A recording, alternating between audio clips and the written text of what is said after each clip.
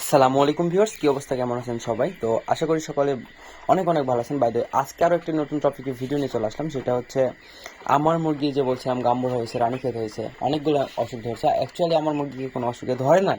তো আমি ভয় করছিলাম যে আমার মামার মিশরীয় ফার্মিতে হচ্ছে এই রোগগুলো ধরছে। তো উনি হচ্ছে পশু হসপিটাল নিয়ে গিয়ে ওনার মুরগি পোস্টমর্টমের পর বলছে। তো তারপর আমি হচ্ছে আমার হচ্ছে এক নানা হচ্ছে অনেক মুরগি পালন করে, প্রায় 20 বছর ধরে মুরগি পালন করে। লেয়ার আছে ওনার খামারে প্রায় মোটামুটি 20,000-এর মতো। তো ওনাকে যখন আমি পায়খানার দেখালাম আর মুরগির চলাফেরার কিছু ভিডিও করে নিয়ে যে দেখাইছি, তো উনি বলছে না, তোমার মুরগির কোনো প্রবলেম হয় নাই, তোমার মুরগির শুধু হয়েছে আমাশয় হয়েছে। তো এর জন্য তোমাকে আমাশয়ের কোর্স করতে হবে। তো আমাশয়ের কোর্স করার আগে তুমি দুটো মেডিসিন আপাতত খাওয়াও, দেন যদি সলভ না হয় তাহলে আমাশয়ের কোর্সটা করে ফেলো।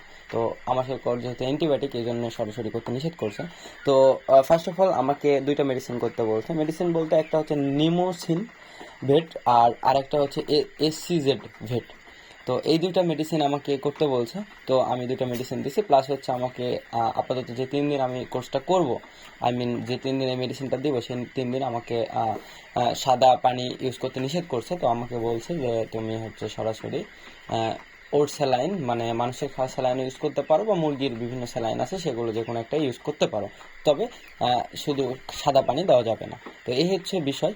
তো আপনাদের যাদের এরকম প্রবলেম আছে, আমার ভিডিও দেখছেন, তো তারা অবশ্যই এই প্রবলেম থেকে সলভ নেওয়ার ট্রাই করবেন। তো এরকম ট্রিটমেন্ট নিলে ইনশাল্লাহ আপনার মুরগি সুস্থ হয়ে যেতে পারে। তো আমার মুরগি এখনো সুস্থ হয়নি, তবে সকাল থেকে কোর্স করতেছি, তবে এখন আর চুনা পায়খানা করতেছে না।